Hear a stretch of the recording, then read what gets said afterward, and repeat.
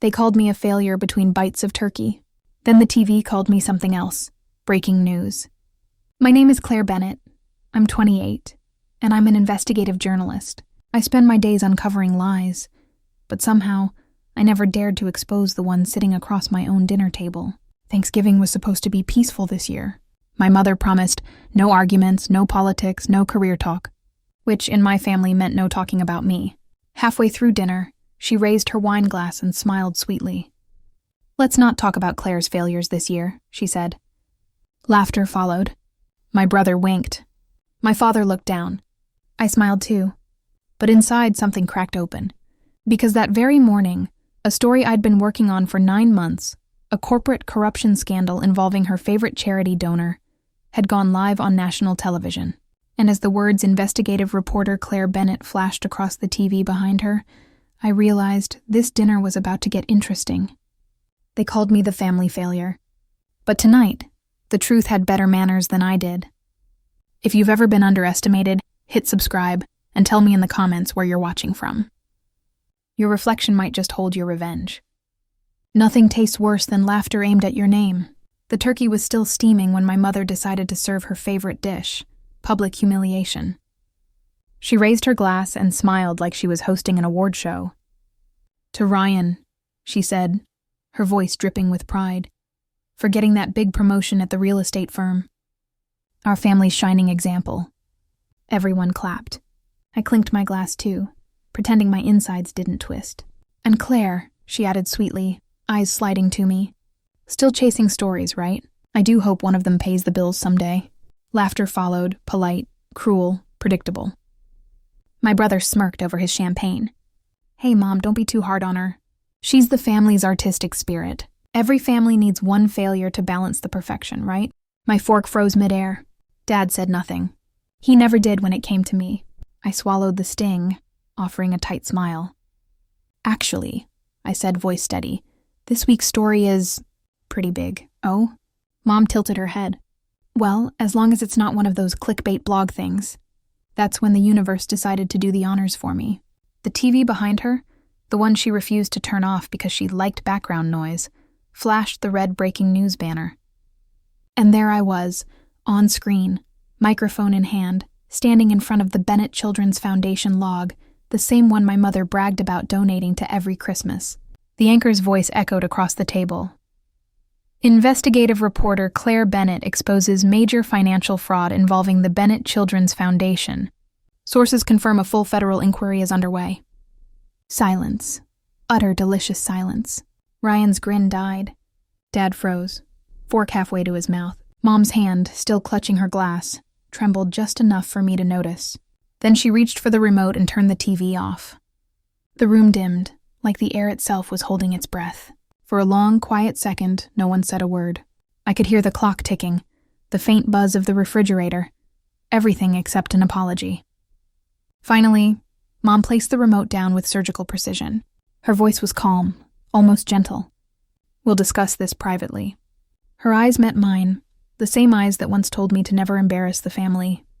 I held her stare and smiled faintly. For once, she didn't control the narrative. She leaned closer, her voice a whisper meant for me alone. "You have no idea what you've just done, Claire." But I did.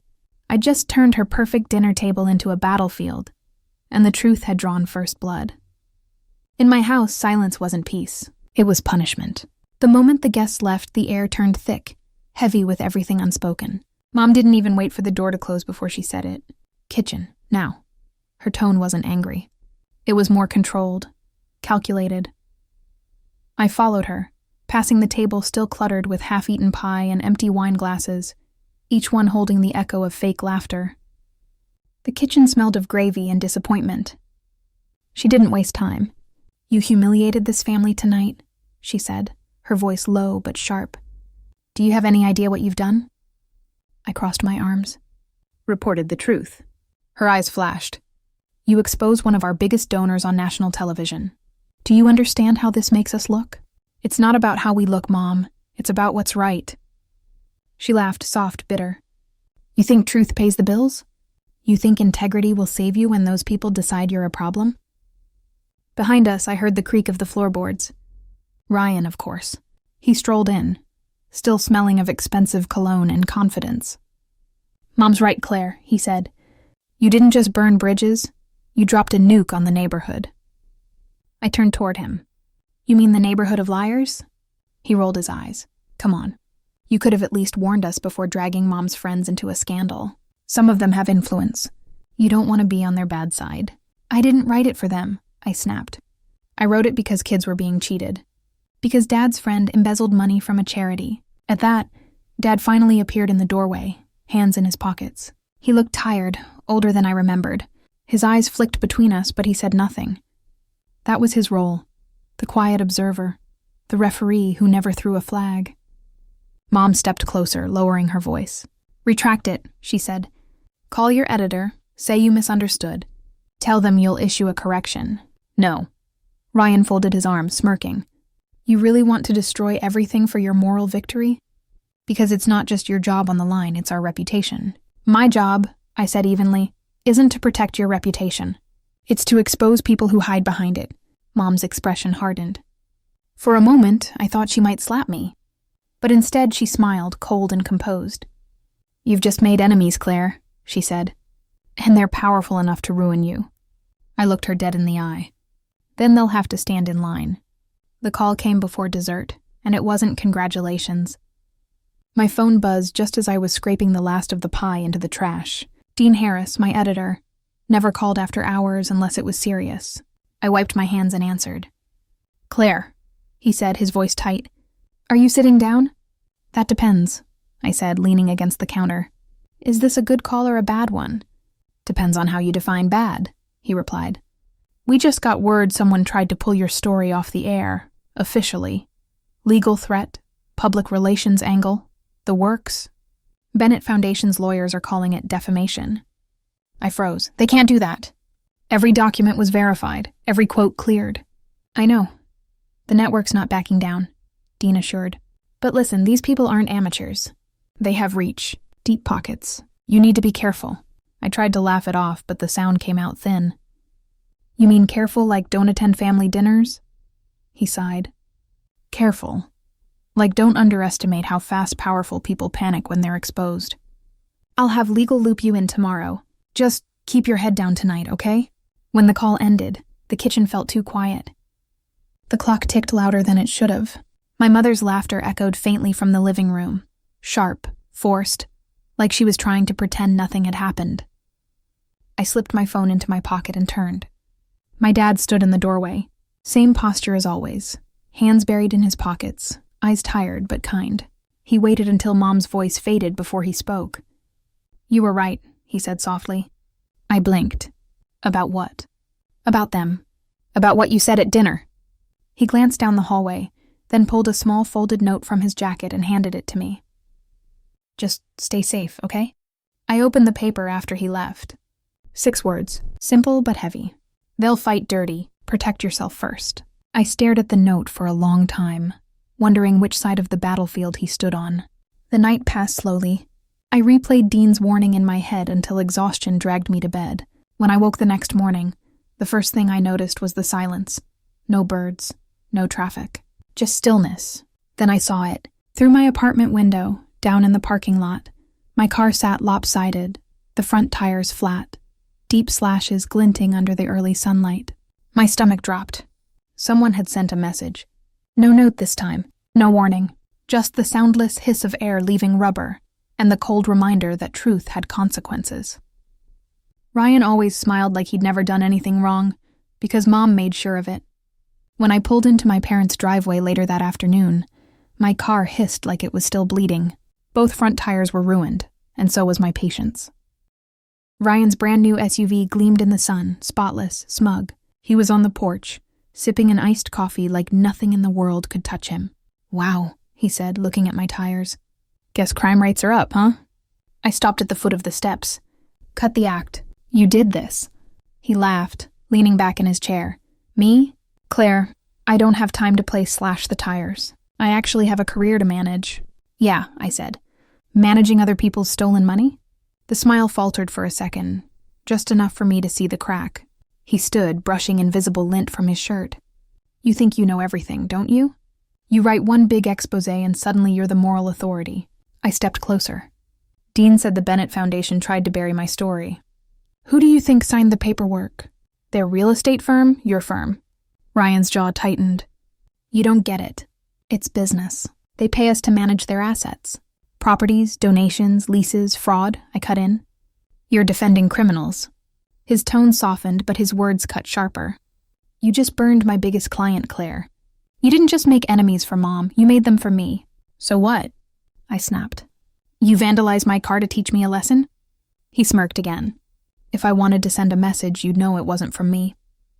That smile, the one that used to charm teachers, clients, girlfriends, and even Mom, made me want to scream. Instead, I turned away. You're in over your head, Ryan. And you're in a world you don't understand, he said. You think journalism makes you powerful? Try taking on people who buy power for breakfast. I paused at the door, forcing myself not to look back. I don't need to buy power, I said quietly. I just expose who abuses it. When I got home that evening, I opened my laptop out of habit, to write, to research, to forget. My inbox glowed with unread messages, spam, updates, press follow-ups, and one subject line that stopped my breath. Bennett family conflict of interest. Urgent. No sender. No signature. Just a file attached. For a full minute, I just stared at it, my cursor hovering above the download button. Then, against every rational instinct I had, I clicked. The document opened to a list of transactions, names, amounts, and connections that made my blood run cold. At the top, Ryan Bennett, Senior Financial Consultant, Bennett Foundation Property Holdings. And below that, one more name I didn't expect. Linda Bennett, Charitable Advisory Board Member. My mother wasn't just complicit. She was inside it. You can't bury the truth when it emails itself to you. I stared at the screen, the glow of my laptop painting the dark apartment in shades of betrayal. The leaked documents were detailed, too detailed. Property transfers, donation diversions, offshore routing numbers, each one with Ryan's digital signature at the bottom. My brother wasn't just connected to the scandal. He was one of its architects. I printed the files, my hands trembling slightly as the pages slid out. The numbers, the shell companies, it was all there. Clean, clinical corruption. The kind that hides behind charity galas and press releases. When I called Ryan, he answered too fast. Claire, please don't. Don't what? I said. Don't report crimes? His voice cracked. You don't get it. You'll destroy Mom. She's tied to all of this socially, financially. The board's full of her friends. Then maybe she should have chosen better friends, I said coldly. There was a pause, just breathing on the other end. Then softly, you're not doing this to help people. You're doing it to hurt us. That one hit deeper than I expected, because a small part of me, maybe the part that still wanted family, wondered if he was right. Later that night, I called Olivia, my closest friend from the newsroom. She'd been my moral compass since college, the voice that always pointed north when emotions tried to drag me south. You have to publish, she said firmly after I explained everything. This isn't about revenge anymore. It's about integrity. They destroyed your piece first, remember that. I rubbed my temples. It's not that simple. My mom's involved. My brother, Claire, she interrupted. You don't owe loyalty to people who traded yours for money. Her words lingered long after the call ended. I backed up the leak to an external drive, another copy to the cloud, and emailed the files to my work account. I wasn't about to lose evidence again, not this time. When I finally shut my laptop, I felt lighter, determined, maybe even a little free. I fell asleep on the couch, surrounded by printouts, coffee cups, and the quiet hum of my space heater. But freedom has a short lifespan in my world. When I woke the next morning, sunlight spilled across the floor. My laptop screen blinked awake on its own, login page open. I frowned. I hadn't powered it down. My stomach dropped as I opened my folders. The leak folder empty. The files gone. Even the recycle bin was spotless. Every trace of the Bennett Foundation documents had vanished. And when I checked my backup drive, it was blank too. Factory reset. Someone had been inside my system. Inside my home. The truth hadn't just leaked. It had been stolen back. Someone had been in my laptop, and it wasn't a hacker. The cursor blinked at me like it was mocking my disbelief. Every folder, every file, every backup was gone. My heart thudded so hard it hurt to breathe. Whoever did this hadn't just wanted to silence me. They wanted me to doubt my own reality. I checked the front door, no damage, the lock untouched. Then I noticed it. The faintest smudge near the keyhole, a greasy half-print. My stomach sank. My mother still had a spare key, and Ryan had access to her house. It wasn't a hacker. It was family. I spent the next hour reinstalling passwords, locking every account behind two-step verification. Then I went further. I ordered a small set of security cameras online, the kind you could hide in picture frames and vents. If they wanted to play games, I'd record every move. By evening, the apartment was quiet except for the faint hum of my new surveillance feed. I set up my cloud backup again and poured myself a coffee, pretending I wasn't shaking. I tried to write, to think, to breathe, but every sound felt like a threat. Around midnight, I opened the security app on my phone and pressed play on the motion alerts. The first few clips were harmless. Me pacing, me closing blinds, the neighbor's cat brushing against the balcony door. Then came the one from 2:14 a.m., a shadow in my living room. I froze. He moved slowly, like someone who didn't need to rush because they knew the layout. Broad shoulders, familiar walk. Ryan. He wasn't stealing cash or electronics. He went straight to my desk, sat down, and plugged in a USB stick. 10 minutes later, he was gone. I didn't sleep that night. I couldn't. By morning, my inbox had exploded. Emails from the network. From Dean. From Olivia. Something had leaked again. This time not by me. Screenshots of my deleted files had been sent anonymously to multiple outlets with edits that made it look like I falsified data. When I called my mother, she answered on speaker, voice clipped and formal. "Claire, I've had enough of this drama. Ryan says you've been threatening him, harassing the family. We're done." I laughed bitterly. "You think this is harassment?" He broke into my home. "Top it," she snapped. "We've already spoken to a lawyer." By noon, a courier knocked on my door with an envelope. Inside was a court notice restraining order filed by Linda Bennett, plaintiff. The listed accusation: harassment and defamation of family members. My own mother had turned me into a criminal on paper, and Ryan, the brother who'd stolen my files, had just become her star witness. It's impressive how easily love becomes legal paperwork. The envelope sat on my kitchen counter like it was something radioactive. I'd read the words a dozen times, but they still stung just as hard. Temporary restraining order granted Claire Bennett to maintain a 200-foot distance from Linda and Ryan Bennett until the hearing. My own mother had officially made me the family threat. My lawyer, a calm-eyed woman named Tessa Grant, listened as I poured everything out. The deleted files, the break-in, the security footage. She didn't interrupt once, just took notes with quiet precision. Finally, she said, "Claire, I believe you. But this case isn't about truth. It's about perception. And your mother's affidavit paints you as unstable." I blinked. Unstable? Tessa slid the document toward me. My mother's handwriting, neat, careful, weaponized, filled the page. Claire has been erratic since her story aired. She harassed her brother, accused us of crimes, and exhibits paranoia about being followed. My throat tightened. She called me paranoid. "She's building a defense," Tessa said gently. "It's cruel but effective." The hearing was scheduled for Monday. 3 days. 3 days to prove I wasn't the villain in the story my mother had written about me. When I left the office, my phone buzzed. It was Dean, my editor. His voice was tense but warm. "Claire, the network's ready to run a follow-up segment. Your name's trending. People want to know why the story disappeared." I hesitated. "It's going to drag my family into this." "It already has," he said quietly. "The Bennett Foundation filed a complaint against you, and now this restraining order, it's connected. If you go public, we'll back you. But once it's out there, there's no taking it back." The words sat between us heavy. I could almost hear my mother's voice in my head. "Don't embarrass this family, Claire." But they'd already done that for me. I looked out over the parking lot, the sun sinking low behind the office towers. My reflection in the car window looked like someone else, tired but ready. "I'm in," I said finally. "Let's air it." Dean exhaled. "Good. We'll schedule you for tomorrow. And Claire, yeah? Make sure you're ready for what comes after." That night, I sat at my desk, the court notice still lying there beside my laptop. My father's note, "You were right. Just stay safe," peeked from between the pages of my notebook. The man who never stood up to Mom while he was alive had left me one final line of courage. By morning, I packed the note into my bag, walked into the network building, and headed straight for the studio lights. I wasn't the story they wanted to bury anymore.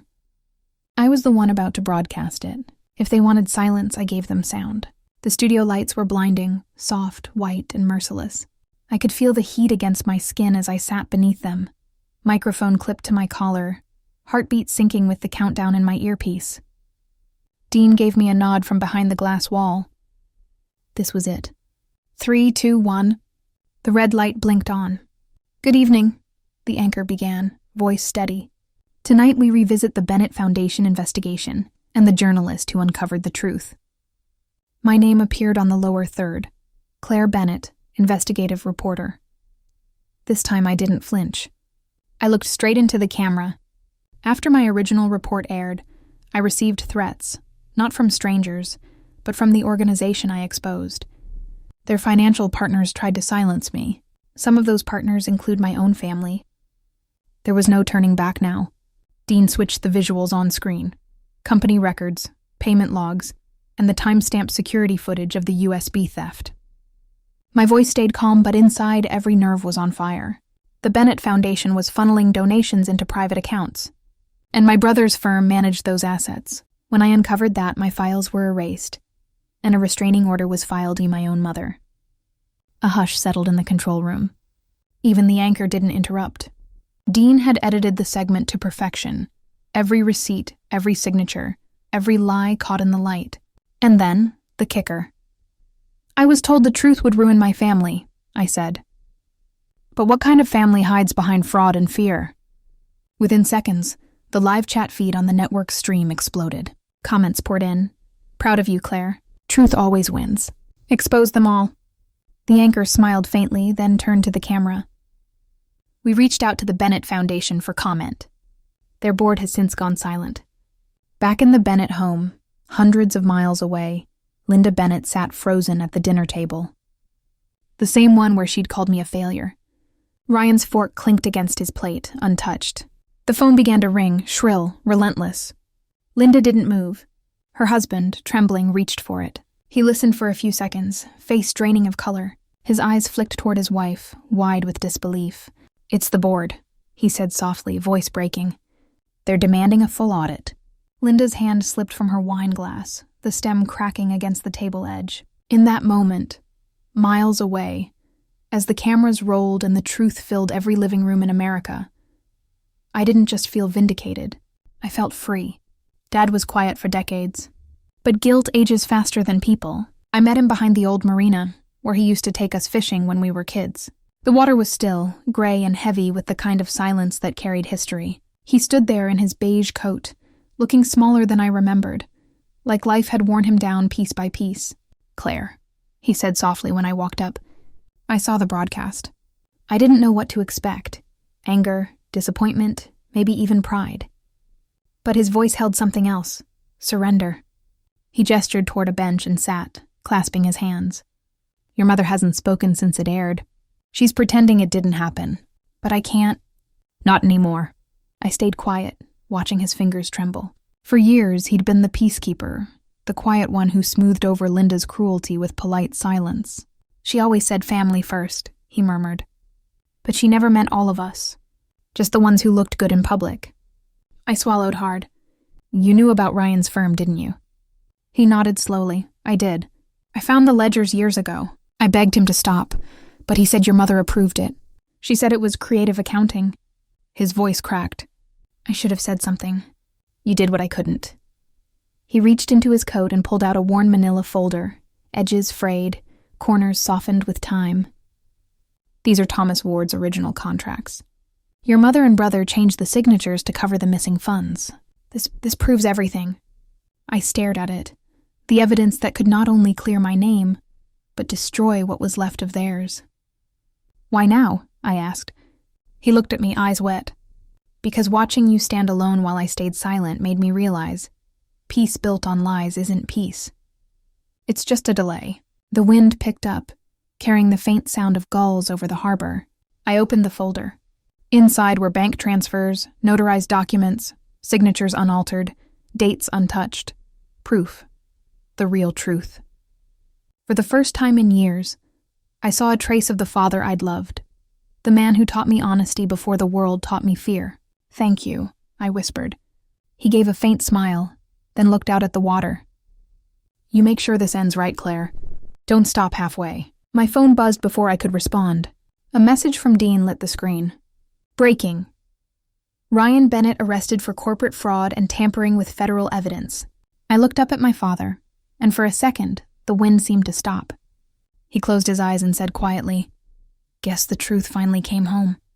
Reputation collapses faster than real estate. By the end of the week, the Bennett name was everywhere. Front-page stories, morning talk shows, podcasts dissecting the scandal like it was a case study in hypocrisy. Every anchor said the same thing: how the Bennett Foundation's empire crumbled under the weight of its own lies. I didn't celebrate. I didn't even smile. Watching my family's downfall felt less like victory and more like slow-motion wreckage. Ryan's mugshot ran on every channel. The once polished real estate golden boy now looked like a ghost, eyes hollow, suit rumpled, the smirk finally gone. Linda's friends from the charity circuit started withdrawing donations the moment my name appeared on national TV again. Her phone must have rung nonstop. Board members, sponsors, socialites who suddenly forgot her number. I heard one of them even said, "We can't be associated with this kind of scandal, darling." Karma had a sharp sense of irony. My inbox was chaos, half hate mail calling me a traitor daughter, half love letters from strangers thanking me for speaking truth to power. One message stood out. "You didn't just expose corruption, you exposed how silence protects it." That one I kept. A week later, my father stopped by my apartment, not to lecture, not to hide. He looked 10 years younger, like confession had lifted bricks off his shoulders. He handed me a small box. Inside was his wedding ring. "I'm done keeping the peace," he said simply. "She built a house of lies. I'm not living in it anymore." He left before I could reply. The door clicked shut behind him, leaving a silence that felt both tragic and clean. For the first time, I pitied my mother. The woman who'd built her identity around appearances was finally watching the mirror crack, and there was nothing left behind the reflection. That night, I sat on my couch, laptop open, scrolling through articles dissecting the Bennett collapse. Then came the knock. It was soft at first, then desperate. When I opened the door, Linda stood there, hair undone, mascara smudged, the sharpness gone from her voice. She was shaking. "They're seizing the house," she whispered. "The foundation froze my accounts. I have nowhere else to go." Her voice broke on the last word, and for a moment, I saw not the manipulative woman from Thanksgiving, but a mother stripped of armor, standing in the ruins she built. The part of me that still remembered being her daughter wanted to reach out. The journalist in me knew better. Forgiveness isn't weakness. It's just not a welcome mat. Linda stood in my doorway like a ghost from another life. The woman who once commanded rooms with wine-stained charm and sharp smiles was gone, replaced by someone small, trembling and barefoot in her own downfall.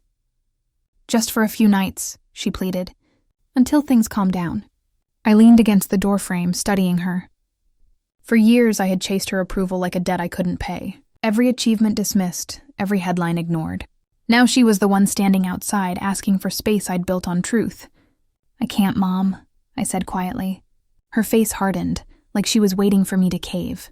"You'd really turn your back on your own mother?" I took a deep breath, reaching for the small envelope on the counter. Inside was a prepaid hotel card, enough to cover a week. I held it out to her. "I'm not turning my back," I said. "I'm just not opening the door to the same lie." She stared at the card like it weren't an insult. "A hotel?" she snapped. "You'd rather send me away than help me?" "You've always confused help with silence," I said softly. "I didn't destroy this family, Mom. The truth did." Her eyes filled with tears, the kind that came too late to mean anything. She looked past me, into the apartment, at the framed photo of me and Dad from my graduation, the one she'd skipped for a charity luncheon. Her hand twitched, as if she wanted to touch it, then dropped to her side. "I thought I was protecting us," she whispered. "By pretending nothing was wrong?" I asked. "That's not protection. That's performance." The silence that followed was long and brittle. Finally, she took the envelope, pressing it to her chest. "You sound just like your father," she muttered. "Good," I said, and closed the door. I stood there for a while, forehead against the wood, listening to her footsteps fade down the hall. My chest felt heavy, but not broken, just finished. When I finally exhaled, my phone buzzed on the counter. Dean's name flashed across the screen. "Claire," he said the moment I answered, breathless with excitement. "I hope you're sitting down." I frowned. "What happened?" "They just announced it. You've been nominated for the National Investigative Journalist Award. Your piece on the Bennett Foundation made the shortlist." For a moment, I didn't say anything. My throat tightened. Outside, the city hummed like it always did. Indifferent but alive. Inside, I smiled. Not the smug kind, but the kind that comes when the fight finally starts to feel worth it. "Thanks, Dean," I whispered. "I guess truth really does have good timing." For once, my name didn't come with an apology. The award hall shimmered in gold light, cameras flashing like small thunderstorms. My heart pounded as I stood backstage, clutching the note card I'd rewritten at least a dozen times. When they called my name, National Investigative Journalist of the Year, Claire Bennett, the applause hit me like a wave I'd been waiting my whole life to feel. I walked across the stage, heels steady, smile controlled, head high. Not for the cameras, not for the prestige, for the silence I'd carried too long that finally found its sound. From the podium, I scanned the crowd. Olivia was grinning widely in the second row, Dean beside her, pretending not to cry. And then there was Dad, standing, clapping with both hands, pride shining through his tired face. The seat next to him remained empty. It didn't hurt as much as I thought it would.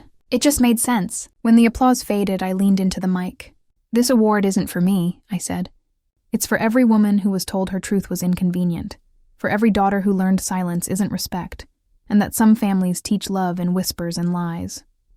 You deserve to speak, even when it shakes the room." The crowd rose, the sound swelling like thunder this time. Flashbulbs lit my face, and for once I didn't flinch. After the ceremony, I slipped out early. Awards were nice, but peace was better. I drove through the quiet side streets of my old neighborhood, the same one where every window used to glow warm on Thanksgiving night. I slowed as I passed the Bennett house, once immaculate, now listed for sale. The porch light flickered. The world had moved on. For a second, I thought about stopping, maybe even walking up to the door one last time. But some doors are meant to stay closed. I rolled down the window instead, letting the cool night air rush in. The radio replayed a clip from my speech, my voice echoing faintly through the speakers. Every woman who was told her truth was inconvenient. A smile crept in as I whispered to myself. They said not to talk about my failures. Fun. The world won't stop talking about my truth. And as the headlights stretched down the open road, I felt it.